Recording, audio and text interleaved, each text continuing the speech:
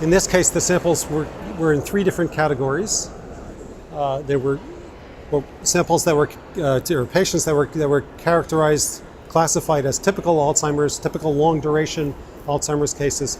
There were patients who were categorized as posterior cortical atrophy patients, a variant of Alzheimer's disease. And then there were patients that were classified as rapidly progressing Alzheimer's disease cases. So there were these three categories. So we did these experiments on tissue from those three categories. The main results were that for both the 40 residue and 42 residue peptides, we looked at both the Aβ40 and Aβ42. In both cases, the typical Alzheimer's cases, the typical long duration Alzheimer's cases, and the posterior cortical atrophy cases, those were indistinguishable. We saw no significant differences in the data. The rapidly progressing cases did look different.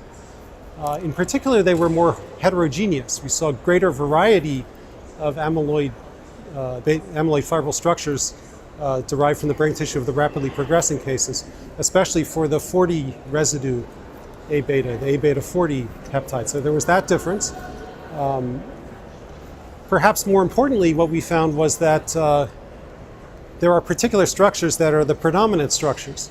So for the 40 residue Aβ peptide, we saw the same data for almost all of the typical Alzheimer's cases and posterior cortical atrophy cases, really almost identical solid state NMR spectra and very similar electron microscope images in those cases. So we think we've identified really the predominant structure for the 40 amino acid peptide that develops in most Alzheimer's cases, and then maybe the rapidly progressing cases have a greater variety of structures. Perhaps there's a inherently more neurotoxic structure in that distribution of structures for the rapidly progressing cases.